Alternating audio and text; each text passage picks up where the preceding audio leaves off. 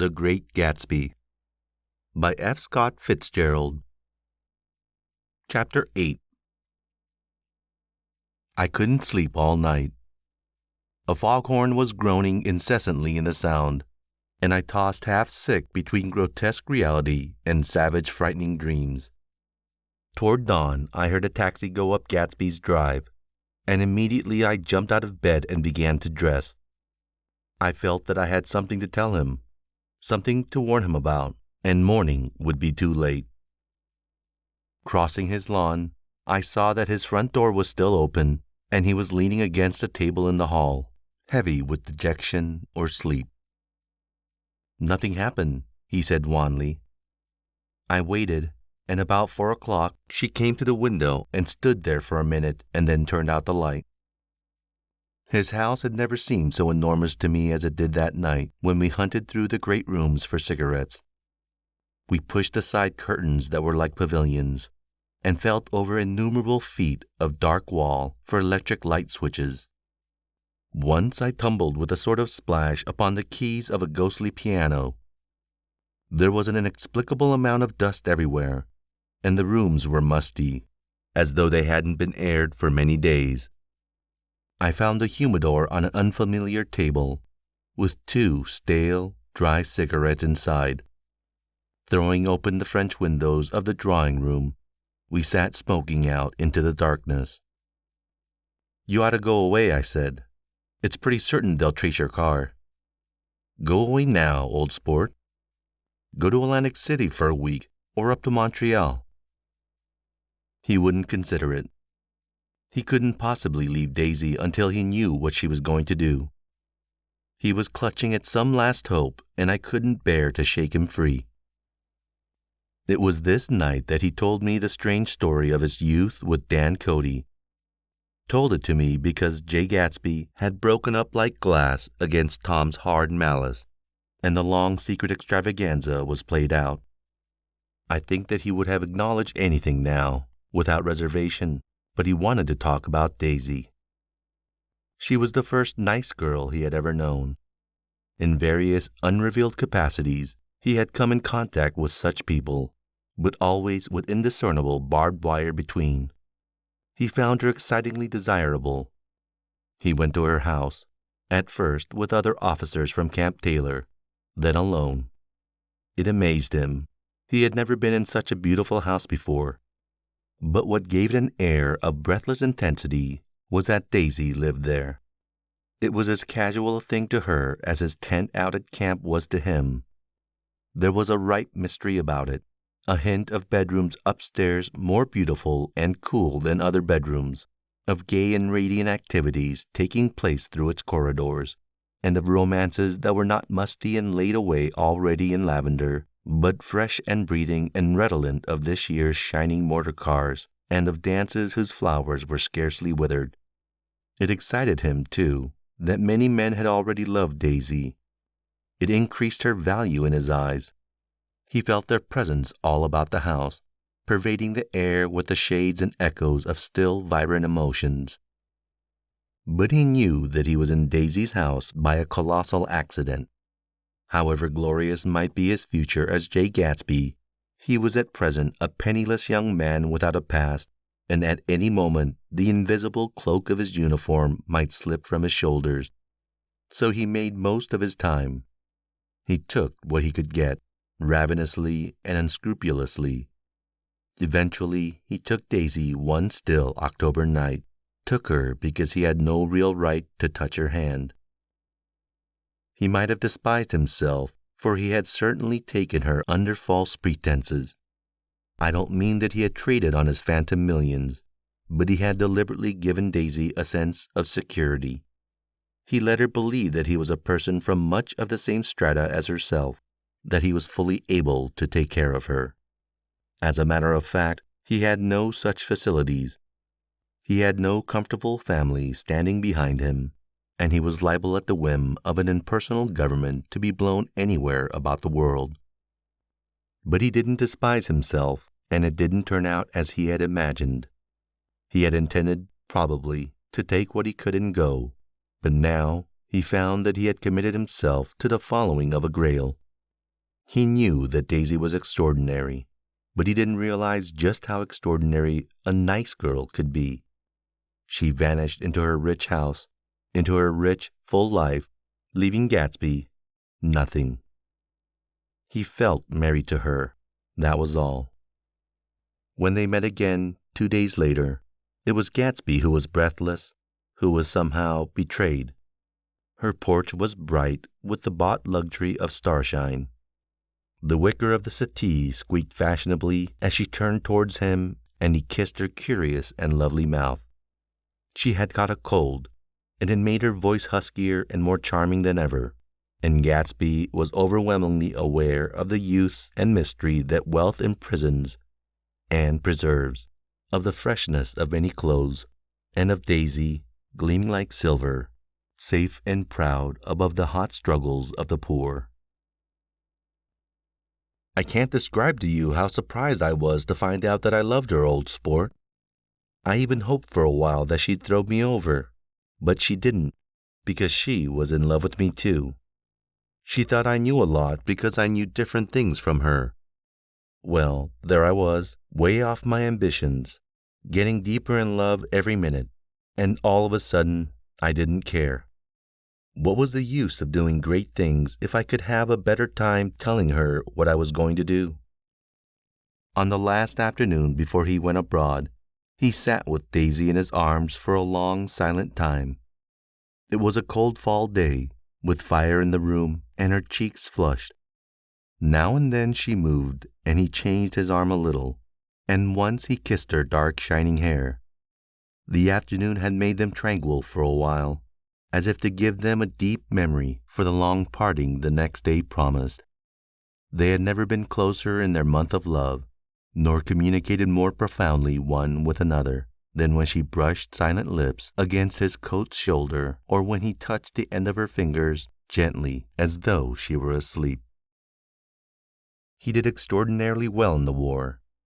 He was a captain before he went out to the front, and following the Argonne battles, he got his majority and the command of the divisional machine guns.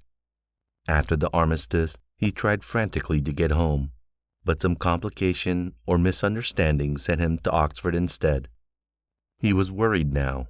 There was a quality of nervous despair in Daisy's letters. She didn't see why he couldn't come home. She was feeling the pressure of the world outside, and she wanted to see him and feel his presence beside her and be reassured that she was doing the right thing after all. For Daisy was young, and her artificial world was redolent of orchids and pleasant, cheerful snobbery and orchestras which set the rhythm of the year, summing up the sadness and suggestiveness of a life in new tunes. All night the saxophones wailed the hopeless comment of the Beale Street blues, while 100 pairs of golden and silver slippers shuffled the shining dust. At the great tea hour, there were always rooms that throbbed incessantly with this low, sweet fever, while fresh faces drifted here and there like rose petals blown by the sad horns around the floor. Through this twilight universe, Daisy began to move again with the season. Suddenly she was again keeping half a dozen dates a day with half a dozen men, and drowsing asleep at dawn with the beads and chiffon of an evening dress tangled among dying orchids on the floor beside her bed. And all the time something within her was crying for a decision. She wanted her life shaped now, immediately. And the decision must be made by some force, of love, of money, of unquestionable practicality that was close at hand. That force took shape in the middle of spring with the arrival of Tom Buchanan. There was a wholesome bulkiness about this person and his position, and Daisy was flattered. Doubtless there was a certain struggle and a certain relief. The letter reached Gatsby while he was still at Oxford. It was dawn now on Long Island, and we went about opening the rest of the windows downstairs, filling the house with gray-turning, gold-turning light. The shadow of a tree fell abruptly across the dew, and ghostly birds began to sing among the blue leaves. There was a slow, pleasant movement in the air, scarcely a wind, promising a cool, lovely day. I don't think she ever loved him, Gatsby turned around from a window and looked at me challengingly. You must remember, old sport, she was very excited this afternoon. He told her those things in a way that frightened her, that made it look as if I was some kind of cheap sharper, and the result was she hardly knew what she was saying. He sat down gloomily. Of course, she might have loved him just for a minute, when they were first married, and loved me more even then. Do you see? Suddenly, he came out with a curious remark. In any case, he said, it was just personal. What could you make of that, except to suspect some intensity in his conception of the affair that couldn't be measured? He came back from France when Tom and Daisy were still on their wedding trip, and made a miserable but irresistible journey to Louisville on the last of his army pay. He stayed there a week, walking the streets where their footsteps had clicked together through the November night and revisiting the out-of-the-way places to which they had driven in her white car. Just as Daisy's house had always seemed to him more mysterious and gay than any other houses, so his idea of the city itself, even though she was gone from it, was pervaded with a melancholy beauty. He left feeling that if he had searched harder, he might have found her, that he was leaving her behind. The day coach, he was penniless now, was hot. He went out to the open vestibule and sat down on a folding chair, and the station slid away and the backs of unfamiliar buildings moved by. Then out into the spring fields, where a yellow trolley raced them for a minute with people in it who might have seen the pale magic of her face along the casual street. The track curved, and now it was going away from the sun, which, as it sank lower, seemed to spread itself in benediction over the vanishing city where she had drawn her breath. He stretched out his hand desperately as if to snatch only a wisp of air, to save a fragment of the spot she had made lovely for him. But it was all going by too fast now for his blurred eyes, and he knew that he had lost that part of it, the freshest and the best, forever. It was 9 o'clock when we finished breakfast and went out on the porch. The night had made a sharp difference in the weather, and there was an autumn flavor in the air. The gardener, the last one of Gatsby's former servants, came to the foot of the steps. I'm going to drain the pool today, Mr. Gatsby. Leaves will start falling pretty soon, and then there's always trouble with the pipes. Don't do it today, Gatsby answered. He turned to me apologetically. You know, old sport, I've never used that pool all summer. I looked at my watch and stood up. 12 minutes to my train. I didn't want to go to the city. I wasn't worth a decent stroke of work, but it was more than that. I didn't want to leave Gatsby. I missed that train, and then another, before I could get myself away. I'll call you up, I said finally. Do, old sport. I'll call you about noon. We walked slowly down the steps. I suppose Daisy will call too. He looked at me anxiously, as if he hoped I'd corroborate this. I suppose so. Well, goodbye. We shook hands and I started away. Just before I reached the hedge, I remembered something and turned around. They're a rotten crowd, I shouted across the lawn. You're worth the whole damn bunch put together. I've always been glad I said that. It was the only compliment I ever gave him, because I disapproved of him from beginning to end. First, he nodded politely, and then his face broke into that radiant and understanding smile, as if we'd been in ecstatic cahoots on that fact all the time. His gorgeous pink rag of a suit made a bright spot of color against the white steps, and I thought of the night when I first came to his ancestral home 3 months before. The lawn and drive had been crowded with the faces of those who guessed at his corruption, and he had stood on those steps, concealing his incorruptible dream, as he waved them goodbye. I thanked him for his hospitality. We were always thanking him for that, I and the others. Goodbye, I called. I enjoyed breakfast, Gatsby. Up in the city, I tried for a while to list the quotations on an interminable amount of stock. Then I fell asleep in my swivel chair. Just before noon, the phone woke me, and I started up with sweat breaking out on my forehead. It was Jordan Baker.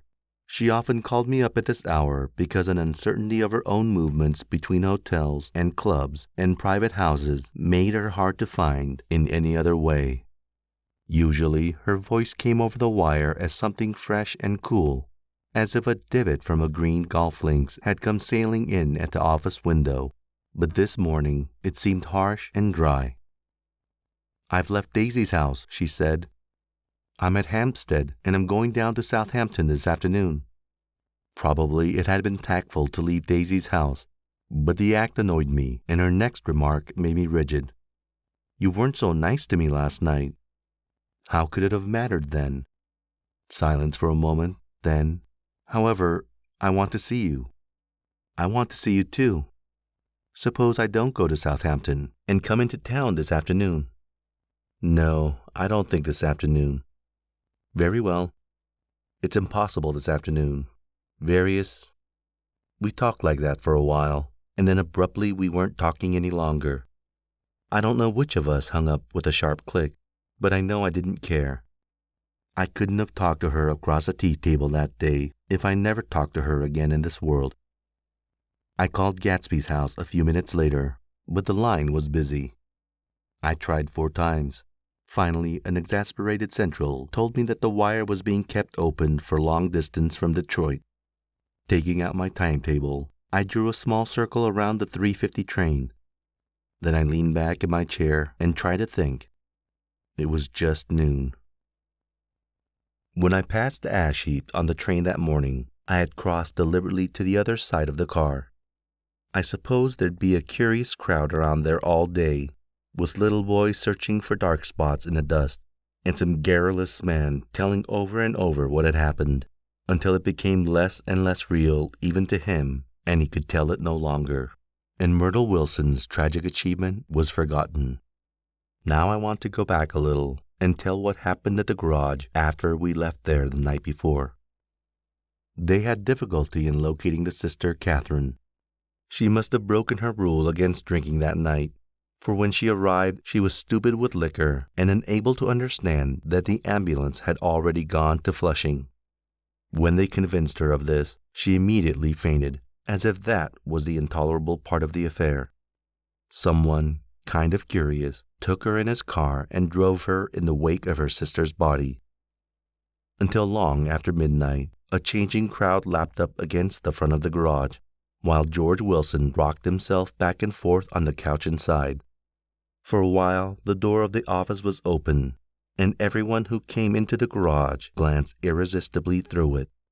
Finally, someone said it was a shame and closed the door. Michaelis and several other men were with him. First 4 or 5 men, later 2 or 3 men. Still later, Michaelis had to ask the last stranger to wait there 15 minutes longer while he went back to his own place and made a pot of coffee. After that, he stayed there alone with Wilson until dawn. About 3 o'clock, the quality of Wilson's incoherent muttering changed. He grew quieter and began to talk about the yellow car.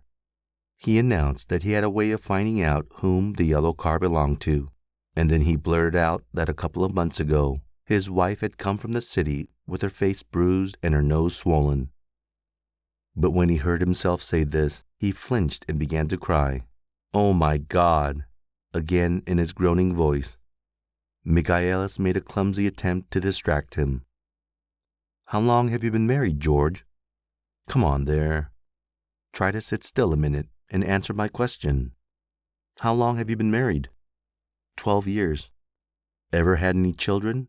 Come on, George, sit still. I asked you a question. Did you ever have any children? The hard brown beetles kept thudding against the dull light, and whenever Michaelis heard a car go tearing along the road outside, it sounded to him like the car that hadn't stopped a few hours before. He didn't like to go into the garage, because the workbench was stained where the body had been lying, so he moved uncomfortably around the office. He knew every object in it before morning, and from time to time sat down beside Wilson trying to keep him more quiet. "Have you got a church you can go to sometimes, George? Maybe even if you haven't been there for a long time. Maybe I could call up the church and get a priest to come over and he could talk to you, see?" Don't belong to any. You ought to have a church, George, for times like this. You must have gone to church once. Didn't you get married in a church? Listen, George, listen to me. Didn't you get married in a church? That was a long time ago. The effort of answering broke the rhythm of his rocking. For a moment he was silent. Then the same half-knowing, half-bewildered look came back into his faded eyes. Look in the drawer there, he said, pointing at his desk. Which drawer? That drawer. That one. Michaelis opened the drawer nearest his hand. There was nothing in it but a small, expensive dog leash made of leather and braided silver. It was apparently new. This? He inquired, holding it up.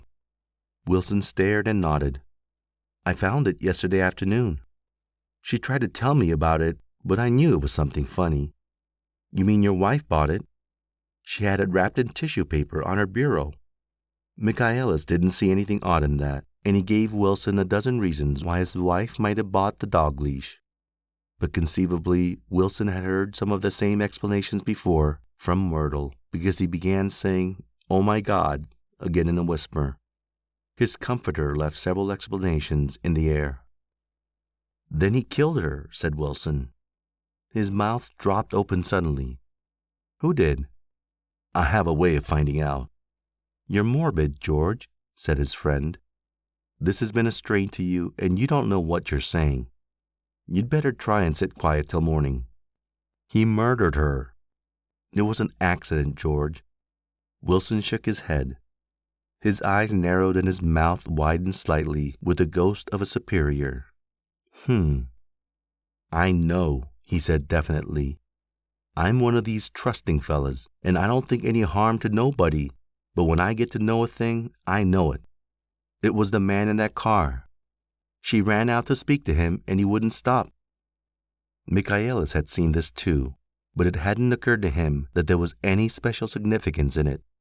He believed that Mrs. Wilson had been running away from her husband, rather than trying to stop any particular car.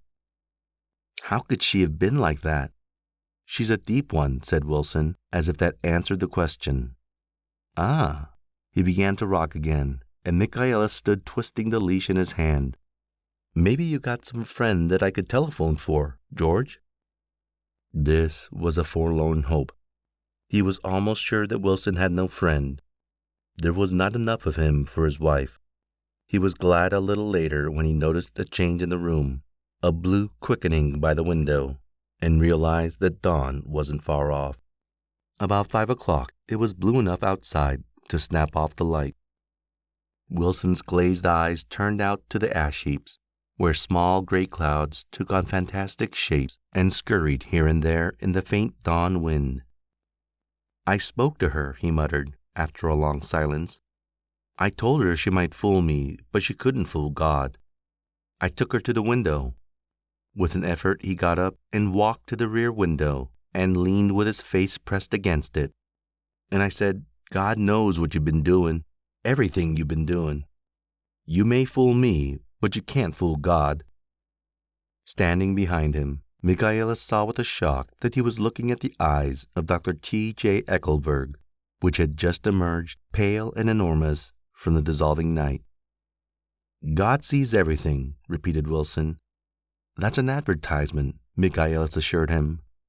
Something made him turn away from the window and look back into the room. But Wilson stood there a long time, his face close to the window pane, nodding into the twilight. By 6 o'clock, Michaelis was worn out and grateful for the sound of a car stopping outside. It was one of the watchers of the night before who had promised to come back, so he cooked breakfast for 3, which he and the other man ate together. Wilson was quieter now, and Michaelis went home to sleep. When he woke 4 hours later and hurried back to the garage, Wilson was gone.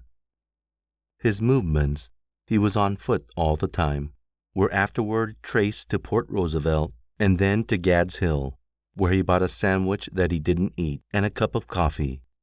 He must have been tired and walking slowly, for he didn't reach Gad's Hill until noon. Thus far, there was no difficulty in accounting for his time. There were boys who had seen a man acting sort of crazy, and motorists at whom he stared oddly from the side of the road. Then for 3 hours he disappeared from view. The police, on the strength of what he said to Michaelis, that he had a way of finding out, supposed that he spent that time going from garage to garage thereabout, inquiring for a yellow car. On the other hand, no garage man who had seen him ever came forward, and perhaps he had an easier, surer way of finding out what he wanted to know. By 2:30, he was in West Egg, where he asked someone the way to Gatsby's house. So by that time, he knew Gatsby's name. At 2:00, Gatsby put on his bathing suit and left word with a butler that if anyone phoned, word was to be brought to him at the pool. He stopped at the garage for a pneumatic mattress that had amused his guests during the summer, and the chauffeur helped him to pump it up. Then he gave instructions that the open car wasn't to be taken out under any circumstances. And this was strange, because the front right fender needed repair. Gatsby shouldered the mattress and started for the pool. Once he stopped and shifted it a little, and the chauffeur asked him if he needed help, but he shook his head and in a moment disappeared among the yellowing trees. No telephone message arrived, but the butler went without his sleep and waited for it until 4:00, until long after there was anyone to give it to if it came. I have an idea that Gatsby himself didn't believe it would come, and perhaps he no longer cared. If that was true, he must have felt that he had lost the old warm world, paid a high price for living too long with a single dream. He must have looked up at an unfamiliar sky through frightening leaves and shivered as he found what a grotesque thing a rose is, and how raw the sunlight was upon the scarcely created grass. A new world, material without being real, where poor ghosts, breaking dreams like air, drifted fortuitously about, like that ashen, fantastic figure gliding toward him through the amorphous trees. The chauffeur, he was one of Wolsheim's protégés, heard the shots. Afterwards, he could only say that he hadn't thought anything much about them. I drove from the station directly to Gatsby's house, and my rushing anxiety up the front steps was the first thing that alarmed anyone. But they knew then, I firmly believe. With scarcely a word said, 4 of us, the chauffeur, butler, gardener, and I hurried down to the pool. There was a faint, barely perceptible movement of the water as the fresh flow from one end urged its way towards the drain at the other. With little ripples that were hardly the shadows of waves, the laden mattress moved irregularly down the pool. A small gust of wind that scarcely corrugated the surface was enough to disturb its accidental course with its accidental burden. The touch of a cluster of leaves revolved it slowly, tracing, like the leg of transit, a thin red circle in the water. It was after we started with Gatsby toward the house that the gardener saw Wilson's body a little way off in the grass, and the Holocaust was complete.